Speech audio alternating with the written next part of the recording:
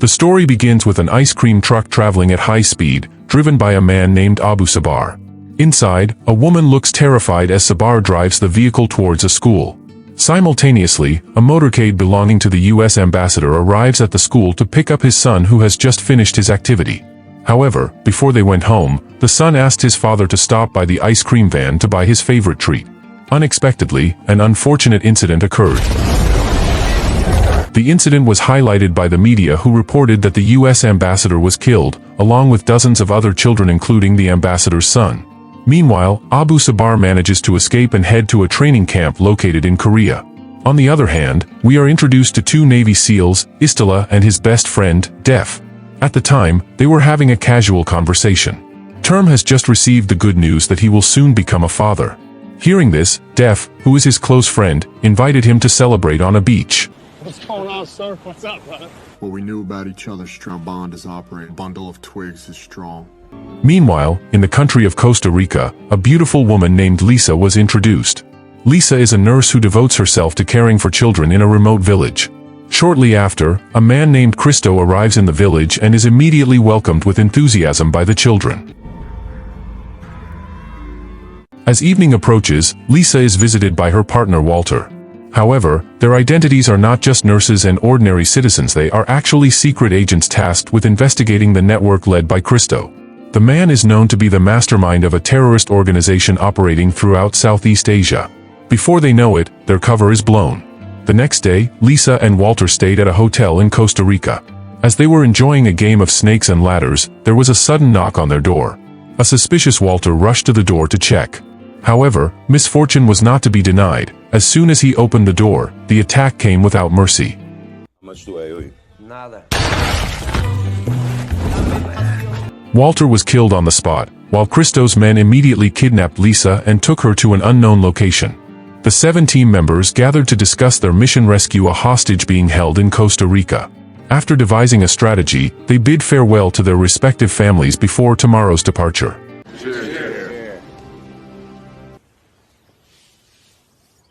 War is a country of will. Take care of it. I can take care of it. Everybody's got each other's back. Meanwhile, Lisa was still being held captive by Adu, one of Cristo's trusted men. Meanwhile, Cristo himself has left Costa Rica and gone to Ukraine to avoid the pursuit of the authorities. This happened after Lisa had leaked Cristo's hiding location, making the man even more wary. When Cristo tried to pry information about who hired Lisa, the woman refused to talk. As a result, she continued to endure brutal torture from Adu. On the other hand, the rescue team had arrived in Costa Rica and headed straight for their operations camp. There, James, a local informant, broke the news that Lisa had been captured by Cristo's men after her cover as an American agent was blown. In addition, James also reveals that Cristo is not just another fugitive, he is a supplier of illegal weapons and prohibited goods to mafia syndicates in Russia. However, their mission is not just to stop Cristo. They also target Abu Sabar, the mastermind behind the death of the American ambassador, who is now within the same scope of operations. Wasting no time, the team immediately moved to rescue Lisa.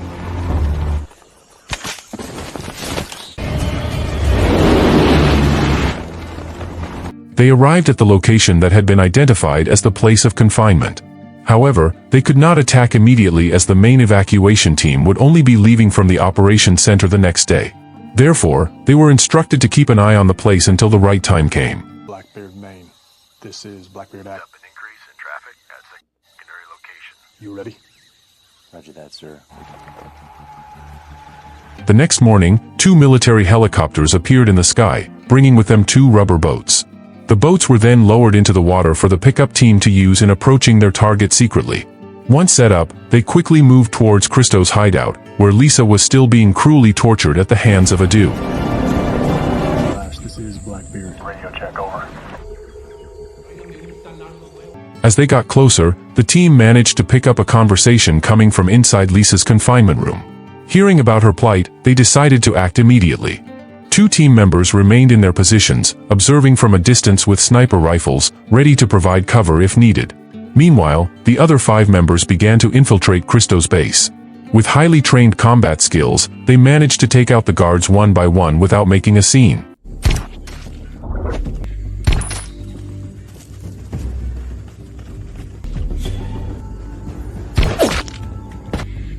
Once the last 3 guards were taken out, the team immediately broke into the base. A fierce battle ensued. A barrage of gunfire echoed throughout the building, sparking a tense firefight.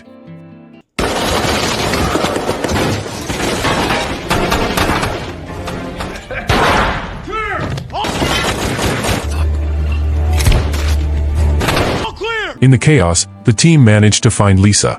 However, she was in a terrible condition. Her face was covered in bruises and her palms were shattered from Adu's brutal torture. After confirming that Lisa was still alive, the team quickly brought her out of the place.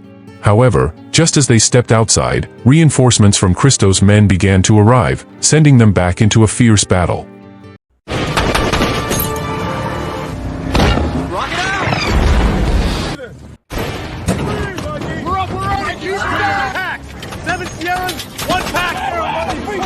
Meanwhile, 2 team members lurking from afar realized the precarious situation. Without hesitation, they immediately moved towards the evacuation point, ready to intercept Christo's growing army.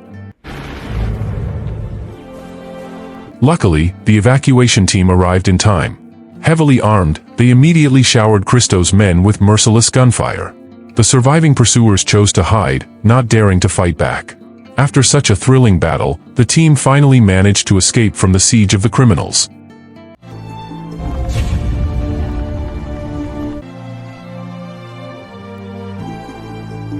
Elsewhere, Abu Sabal is seen in Ukraine, visiting a mysterious factory. The factory is apparently used to produce suicide bomb vests, horrific items that ensure anyone wearing one will be blown to bits. Кругом не остается. Можете пойти на экскурсию в White House. Да тут никого. В панику. И вот тебя. While observing the production of these deadly weapons, Abu Sabal finally meets someone he has been in contact with for a long time, none other than Christo himself. During their meeting, Christo and Abu Sabal reaffirmed their long-held goal of destroying the United States, a country they consider their greatest enemy. However, this plan had to be postponed because Christo's whereabouts had now been detected by intelligence. Do you know the men I had to sacrifice to get here? Meanwhile, aboard the warship, a high-ranking officer briefs 2 SEAL team members, Ace and Def. They are informed that Abu Sabal is planning a massacre of Americans, without any mercy. However, this action will not succeed without the support of Christo, who has been a major supplier of illicit goods and illegal weapons. Their superiors deemed this threat too big to be left unchecked. Therefore, the SEAL team was immediately ordered to depart for Somalia, where according to intelligence reports, Abu Sabal was about to conduct a massive arms smuggling deal.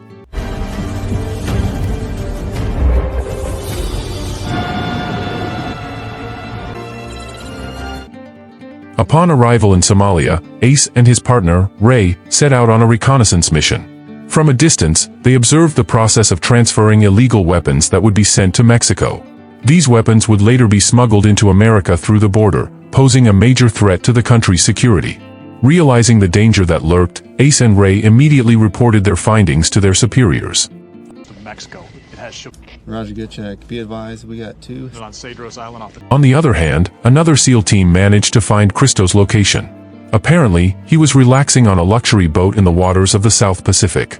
Without delay, they immediately moved, mobilizing several ships to surround the target. When Christo finally broke down, Otto, one of the seniors on the SEAL team,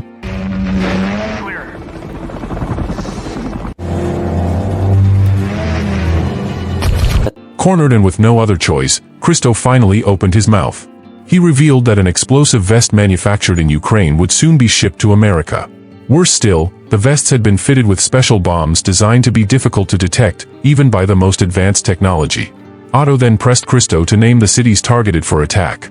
In a triumphant tone, Christo names 3 major cities that will be targeted for their destruction: San Diego, San Francisco, and Houston.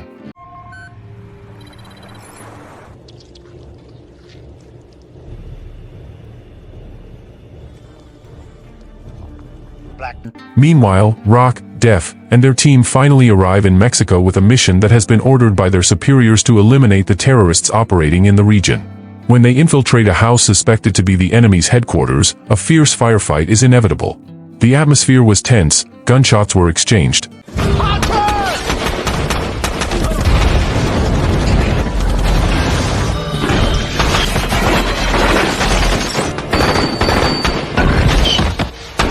Target secure.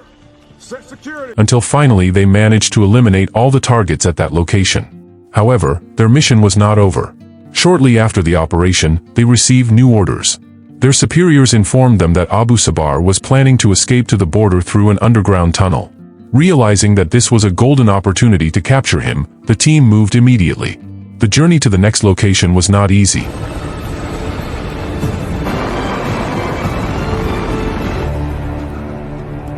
Abu Sabar had fled to an area known as a rebel hotbed in the city. Because of this, the SEAL team had to strategize carefully. They rented a large car as a means of disguise, with several members hiding in the back of the vehicle. We're going now!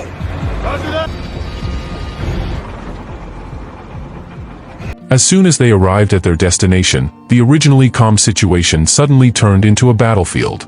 Gunfire broke out, causing chaos and confusion.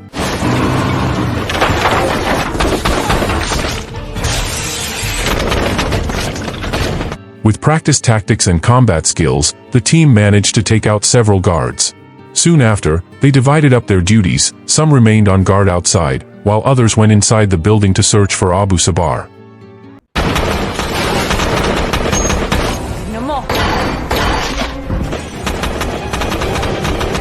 However, their search did not go smoothly. As they searched the compound, Abu Sabar suddenly disappeared without a trace, as if he had known they were coming. The SEAL team quickly burst into a room and found a woman crying in terror.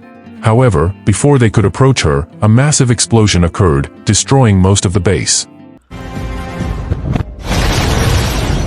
Fortunately, the team managed to avoid the suicide bomber and immediately decided to leave the site and search for Abu Sabar elsewhere. However, as they prepared to leave, one of Abu Sabar's men suddenly threw an explosive at them. In that precarious situation, Rock swiftly sacrificed himself to save his colleagues.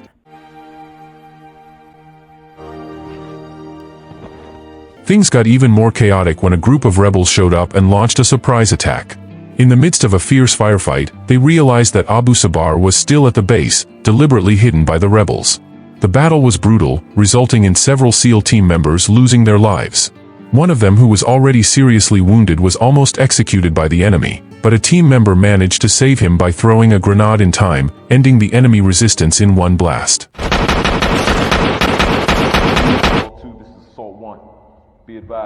At the funeral of the fallen heroes, the atmosphere of grief was palpable. A friend of Rock's, who is now confined to a wheelchair, is present with a gunshot wound to his leg.